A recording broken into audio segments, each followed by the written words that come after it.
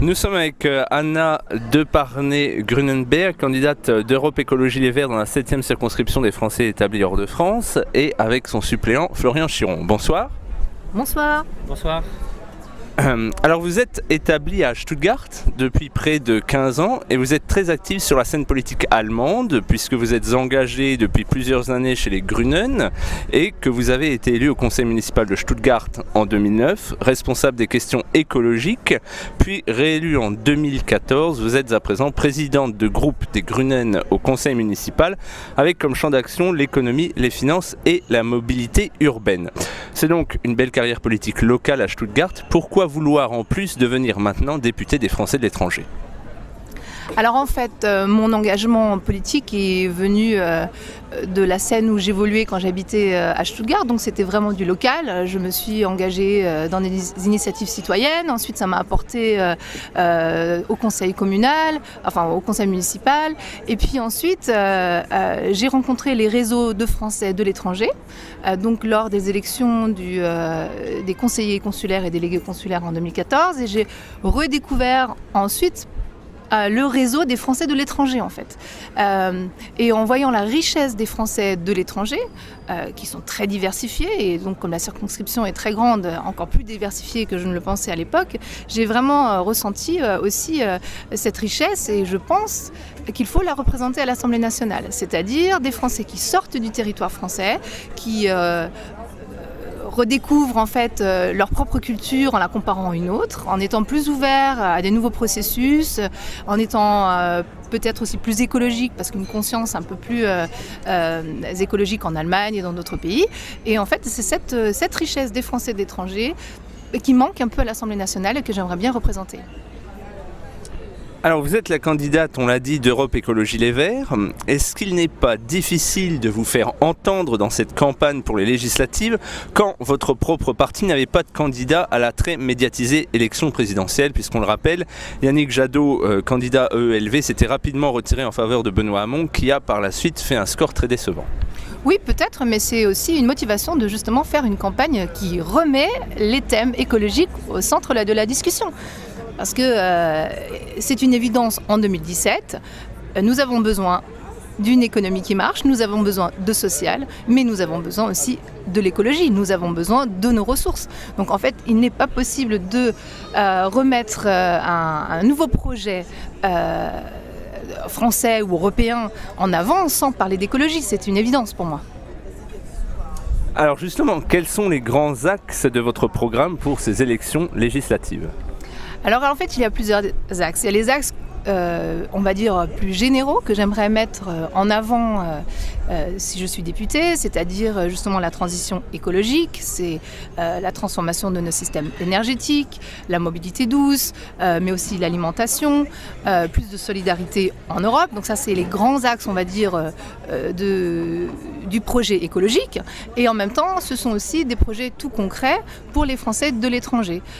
Parce qu'il faut bien sûr les représenter face à l'administration ou dans le dialogue politique.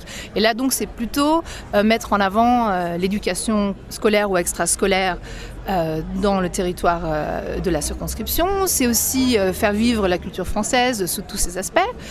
C'est aussi, et ça je pense que c'est quelque chose d'important pour nos concitoyens, c'est de faciliter en fait les démarches administratives. C'est pas peaufiner comment ça marche maintenant et encore mettre plus de moyens dans comment ça marche maintenant, mais c'est remanier les harmonisations des diplômes par exemple, la protection sociale, la fiscalité, de vraiment se mettre en contact avec des personnes qui sont expertes là-dedans pour trouver des solutions de facilité, pour trouver des solutions de proximité, par exemple avec les administrations dans les pays où les gens habitent, pour pouvoir faciliter toutes ces démarches. Et un dernier aspect que j'aimerais mettre en avant, j'aimerais que les villes de ma circonscription, donc qui sont très diverses, c'est Budapest, c'est Bratislava, c'est Sofia, c'est Brême, c'est Berlin, c'est énormément de villes, c'est Vienne, qu'on arrive à faire en fait un réseau de villes européennes qui existe déjà, par exemple Eurocities, c'est un très bon exemple, faire des consortiums avec des villes françaises et que les exemples de meilleures pratiques puissent s'échanger. Les villes, les municipalités ont résolu certains problèmes, soit de circulation urbaine, soit avec les réfugiés. Et je pense que c'est une chose qu'il faut mettre en avant, c'est que les villes s'échangent avec les meilleures solutions pour faire avancer en fait l'Europe. En quoi pensez-vous que votre expérience d'élu en Allemagne puisse vous servir au poste de député ? Alors je pense que c'est bien sûr aussi une ouverture d'esprit d'avoir été déjà engagé dans un autre système politique. J'ai appris au conseil municipal de Stuttgart à parler avec les différents acteurs de la société, c'est-à-dire vraiment avec les grosses entreprises jusqu'aux petites initiatives de citoyens, mais aussi d'avoir un dialogue réel sur les thèmes avec les partis de toutes les couleurs.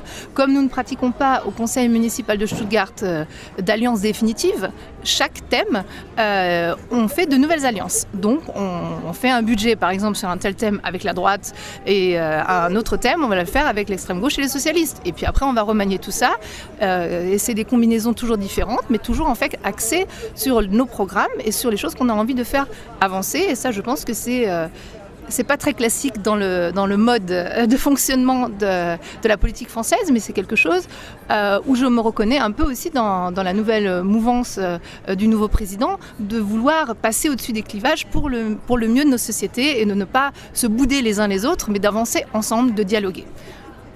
Et donc vous pensez que vous pourrez bien concilier les deux activités d'élu local à Stuttgart et de député des Français de l'étranger ?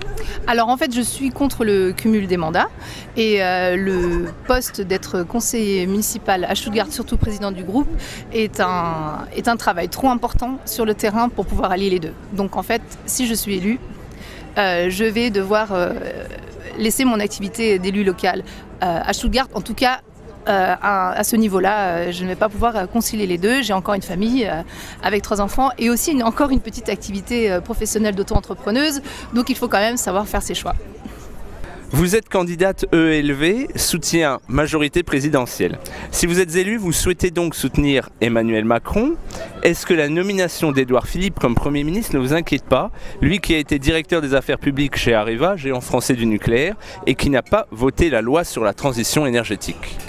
Alors en premier lieu, j'aimerais un peu vous corriger si je peux. Nous avons décidé d'encourager la majorité autour d'Emmanuel Macron parce que nous pensons, donc l'équipe de ma compagne, nous pensons vraiment que c'est un renouveau de la politique en France avec un optimisme et une façon de voir la politique pro-européenne qui nous correspond vraiment.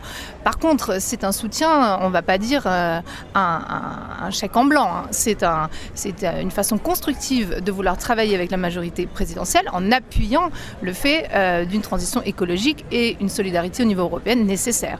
Donc en fait, nous ne voulons pas être tout simplement dans la majorité et regarder ce qui se passe, mais être vraiment en fait dans le débat, comme je vous l'ai expliqué avant, un peu comme je le pratique au conseil municipal. Et je pense que la nouvelle majorité aimerait pratiquer ça, si on a bien écouté le mouvement En Marche, d'être plutôt dans le dialogue. Et dans un dialogue positif mais critique. Et donc en fait, pour revenir à la deuxième question, la nomination du Premier ministre, bon, c'est sûr, moi j'aurais voulu que ce soit une femme, je le dis tout ouvertement, puisque Emmanuel Macron s'est positionné comme féministe, ça aurait été un signal certain. La personne nommée est donc connaît bien l'Allemagne, c'est très positif aussi pour l'entente européenne. Et puis son passé dans l'entreprise Areva est bien sûr très critique pour nous les écologistes, parce que nous pensons que le danger du nucléaire est vraiment méconnu ou ignoré en France. On passe toujours, oui mais c'est énergie propre par rapport au changement climatique, enfin c'est vraiment comparé à peste et choléra, alors que les deux sont vraiment très nocifs. Et donc par contre, au niveau de notre engagement politique, il faut aussi dialoguer avec les personnes qui sont persuadées que le nucléaire, c'est une énergie propre. Il faut aller les voir et il faut essayer de convaincre que ce n'est pas le cas. On ne peut pas bouder sur les bords de l'Assemblée et dire « Ah ben non, parce que maintenant il a un ministre qui est plutôt pro-nucléaire, on ne va plus parler avec eux, on va construire je ne sais quoi comme mouvement pendant 5 ans à venir et on sauvera le monde dans 5 ans. » C'est impossible. Il faut mettre les mains dans le cambouis, c'est-à-dire aller discuter avec les personnes qui sont même différentes de nous, pour les persuader que la transition économique et le renouvellement économique que le nouveau président voudrait pour la France ne peut se faire qu'avec une vraie transition écologique européenne et solidaire.